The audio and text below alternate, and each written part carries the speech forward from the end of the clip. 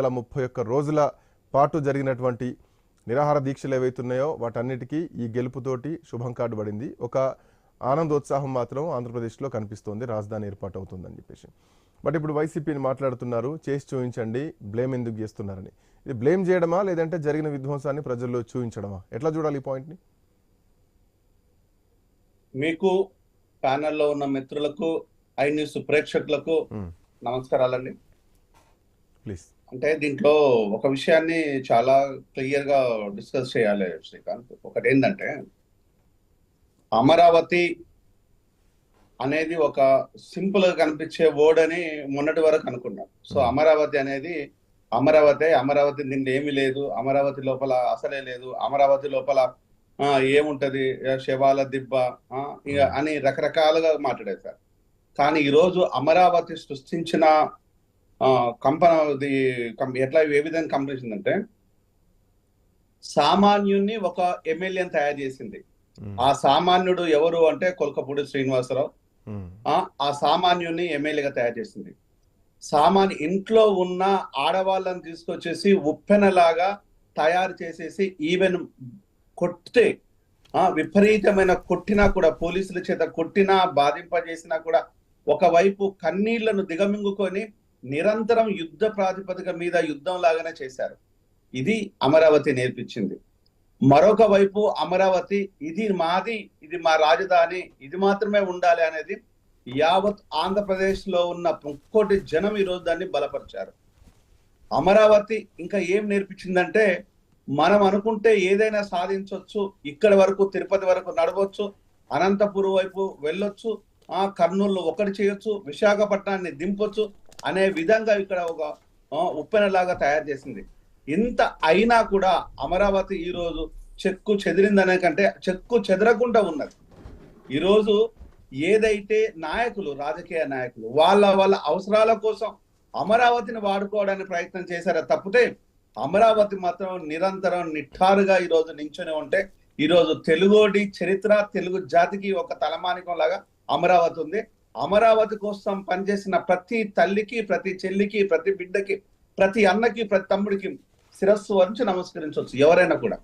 ఎందుకంటే నాది ఆంధ్రప్రదేశ్ కంటే కూడా నాది తెలుగు జాతి అని నేను సగర్వంగా చెప్పుకోగలను. నాది తెలంగాణ అనేదాకంటే నేను తెలుగు అని సగర్వంగా చెప్పుకునే విధంగా ఈరోజు అమరావతి ఒక యుద్ధాన్నే చేసింది అనే విషయం వాస్తవం. ఇక విషయాలన్నీ అమరావతి సంబంధించి, Amaravati it's not a small thing. ఎవరైనా తెలివి తక్కువగా అమరావతి ఇది ఏమీ లేదు అనుకుంటే అలాంటి దాని గురించి మనం ఏం మాట్లాడాల్సిన అవసరం కూడా లేదు. ఇక్కడ విషయాన్ని మనం గమనించాల్సింది ఏంటంటే, ఒకవైపు అమరావతి చరిత్రని తీసేయాలి, అమరావతి కాదు ఇక్కడ చరిత్ర అంటే 3 రాజధానులు అని చెప్పిన జగన్మోహన్ రెడ్డిని ఈరోజు చాలా క్లియర్ గా ప్రజలు తిరస్కరించారు. 11 వరకే పరిమితం చేశారు. 151 ఫుల్ మ్యాండేట్ ఇచ్చేసి, అసలు అనూహ్యమైన మ్యాండేట్ ఇచ్చేసి, అది కూడా అతిరాత మహారాజులను కూడా ఓడింపజేసేసి జగన్మోహన్ రెడ్డి అమరావతి ఉంటది అని చెప్పాడు. ఆ ఎలక్షన్ లో 2019 వరకు వచ్చి ప్రమాణ శిఖరానికి ముందు అమరావతి తీసేస్తానని జగన్మోహన్ రెడ్డి పోలేదు. జగన్మోహన్ రెడ్డికి అంతరాత్మ ఉంటే ఆ అంతరాత్మ సాక్షిగా చెప్పింది ఏంటంటే, అమరావతి గురించి చిన్న కామెంట్ కూడా చేయలేదు. అమరావతి అక్కడే ఉండాలని ప్రపోజ్ చేసిన వ్యక్తి జగన్మోహన్ రెడ్డి. కానీ వచ్చిన తర్వాత విషం చిమ్మింది ఎవరు అనేది ఈరోజు అంతర్మాదనం చేసుకోమని నేను చాలా క్లియర్ గా సిన్సియర్ గా చెప్తున్నాను. చాలా విషయాలు జగన్మోహన్ రెడ్డి చెప్పాను, ఇప్పుడు కూడా చెప్తున్నాను. ఇక్కడ జరిగిన మొట్టమొదటి తప్పు ప్రజావేదిక రావడంతోనే ఇది ఒక అవినీతి వేదిక, అక్రమాలతో నిర్మించబడింది, దీంట్లో నుంచి నన్ను పాలన చేయలేను అని చెప్పేసి నీతులు చెప్పిన జగన్మోహన్ రెడ్డి మరి ఆ నీతులన్నీ ఎక్కడికి పోయినవి, మిగతా ప్రజా వేదికకు ప్రజల సొమ్ముకే ఎందుకు పరిమితం చేశాడు? మరి ప్రైవేట్ ఎవరైతే ఆక్యుపై చేసిన వాళ్ళు, కబ్జా చేసిన వాళ్ళని ఎందుకు వదిలేశాడు? అంటే చాతగాకనా చెప్పలేకనా అనేది విషయాన్ని కూడా కాదు. గోకరాజు గంగరాజు ఉంది, బీజేపీ నాయకులు ఉన్నది, టీడీపీ నాయకులు ఉన్నది, వైసీపీ నాయకులు. మా నాయకులు అవన్నీ ఆస్తులన్నీ ఎందుకు తీసుకోలేకపోయాడు, ఎందుకు కొల్లగొట్టలేకపోయాడు వాడు అంటే ఇది ఒక అంశం. ఎప్పుడు కూడా ఇదన్నీ ఓన్లీ ప్రగల్భాలు పలకడానికి మాత్రమే పనికొచ్చేసింది. మరొక అంశం, జగన్మోహన్ రెడ్డి ఇది ప్రజల విషయంలో లేదు. జయరాం గారు, ఇక్కడ పాయింట్ ఏంటంటే ఇందాక వైసీపీ వెంకటేశ్వర రెడ్డి గారు కూడా ఒక మాట అన్నారు. చేయమనండి, ఎందుకు బ్లేమ్ చేస్తున్నారు, వాళ్ళు చేస్తారా చేయరా అది కావాలి. పోలవరం విషయం అయితేనేమి, అమరావతి రాజధాని విషయం అయితేనేమి, ఎందుకంటే ఒక రాజధాని నిర్మాణం జరగాలంటే అది చాలా పెద్ద విషయం. సో ఎప్పుడైతుంది ఏంటి అని చెప్పలేము. అది భవిష్యత్ తరాలకు అభివృద్ధి జరుగుతూనే వెళ్తూ ఉండాలి. అది ఒక 5 ఏళ్లలో అయ్యే పని కాదు, కొన్ని సంవత్సరాల పాటు జరగాల్సినటువంటి అవసరం ఉంది. బట్ దానికి ఫౌండేషన్ మాత్రం ఈరోజు పడుతుంది. దాని విజన్ ఎట్లా ఉండబోతోంది, ఈరోజు 2024లో కూర్చుంటే 2040కి ఎట్లా ఉండబోతుంది రాజధాని, భవిష్యత్ తరాలకు ఎట్లా అందించాలి అన్నటువంటి విజన్ తోటి చేయాల్సినటువంటి పని ఇది. బట్ ఇక్కడ వైసీపీ నుంచి వినిపిస్తున్నటువంటి మాటలు ఏంటంటే ఈ హామీలు అంత ఈజీగా అమలు కావు, సో వీళ్ళ ప్రభుత్వం కూడా ఏ పని చేయదు. అదే ఒకవేళ వైసీపీ అధికారంలో ఉంటే కనుక ప్రతి గవర్నమెంట్ ఆఫీసుల్లో మా మేనిఫెస్టో ఉండేది, ప్రజలు మమ్మల్ని గుర్తుపెట్టుకునే వాళ్ళు అని చెప్పేసి చేస్తున్నటువంటి కామెంట్. బట్ ఈ ప్రభుత్వం ఇచ్చినటువంటి హామీలు చేయదు. 2029లో మళ్ళీ ఖచ్చితంగా వైసీపీ ప్రభుత్వమే వస్తుంది అన్న మాట వైసీపీ నాయకుల దగ్గర నుంచి వినిపిస్తోంది. గతంలో కూడా జగన్మోహన్ రెడ్డి ఒక మాట అనడం జరిగింది, ఈ 5 సంవత్సరాలు కళ్ళు మూసుకుంటే మళ్ళీ మనదే అని చెప్పేసి. సో కళ్ళు మూసుకోబోతున్నారా, కళ్ళు తెరుచుకోవాల్సినటువంటి టైం వచ్చింది అనుకోవాలా? జయరాం గారు ఎట్లా చూడొచ్చు? అంటే ఇక్కడ జగన్మోహన్ రెడ్డి ఒక పొలిటికల్ స్టేట్మెంట్ ఇచ్చాడు. పొలిటికల్ స్టేట్మెంట్ ఏంటంటే ఇంత పోయినా కూడా, అంటే ఒక సామెత అంటది, చింత చచ్చినా పులుపు దావదు అన్నట్టుగా. అంటే ఇది ఒక అహంకార పూరితమైన సామెత, అది ఒక అహంకార పూరితమైన భాషనే తప్పితే ఏం లేదు. ఒకవేళ కనుక నీకు 5 ఏళ్లకు అధికారంలోకి వస్తానంటే హ్యాపీ.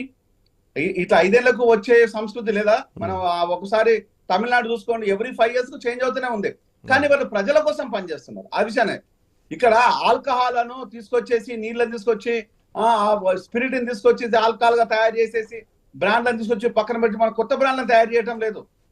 మనుషులు చచ్చిపోయినా కూడా ఈ రోజు తమిళనాడు లోపల దగ్గరగా 130 మంది కల్తీ సార తాగితే 30 మంది ఇప్పటి వరకు చనిపోతే ఇమీడియట్ గా అక్కడ ఎంక్వైరీ చేసేసి వాళ్ళు ఎవడెవడ ఇన్వాల్వ్ అయ్యారో వాళ్ళందరినీ అరెస్ట్ చేయమని ఆదేశించండు ముఖ్యమంత్రి స్టాలిన్.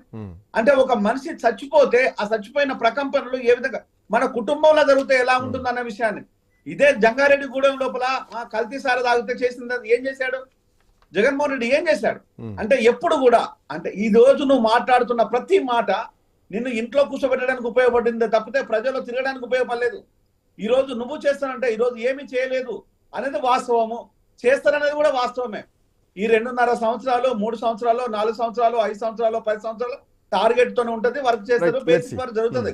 ఇక డెవలప్మెంట్ అనేది నిరంతర ప్రక్రియ. దాన్ని ఒక్క రోజుతోనే జరిగేది కాదు. ఒక హైదరాబాద్ నిర్మించాలన్నా ఒక రోజుతో అయింది కాదు. ఒక ముంబై, ఒక చెన్నై, ఓ బెంగళూరు, ఇతర ఏ రాష్ట్రానికి క్యాపిటల్ కూడా ఒక్క రోజుతో అనేది కాదు. సమిష్టి కృషి, ప్రజల ప్రశంసలు, ఎందుకంటే ఇది ఒక పార్టీతో అక్కడ వచ్చే బిజినెస్ ఎగ్జాక్ట్లీ ఒక పార్టీతో ఒక ముఖ్యమంత్రితో అయ్యేది కాదు. ఇన్ఫ్రాస్ట్రక్చర్ పెంచాలి, ఇంటర్నేషనల్ స్థాయికి తీసుకురావాలి, ఇంటర్నేషనల్ ఎయిర్పోర్ట్లు తీసుకురావాలి. ఇది ఒక నిరంతర ప్రక్రియ. ఒక 40-50 ఏళ్ల పాటు జరగాల్సినటువంటి అభివృద్ధి. ఆ అభివృద్ధికి ఈరోజు ఒక కొబ్బరికాయ పడిందని భావించాలి. ఎవరు కొట్టారు, ఎవరి విజను, చరిత్రలో ఎవరు నిలిచిపోతారు, ఎవరు విధ్వంసం చేశారు, ఈ పాయింట్సే భవిష్యత్తులో ప్రజలు గుర్తుపెట్టుకుంటారు. దాని తగ్గట్టే ప్రజా తీర్పు వస్తుంది. I come back to you. మీతో మాట్లాడతాను. బిఫోర్ దట్ ఎస్ రావు గారు, తెలుగుదేశం పార్టీ అధికార ప్రతినిధి. రావు గారు, మొత్తానికి అమరావతి వరకు మీ అడుగులు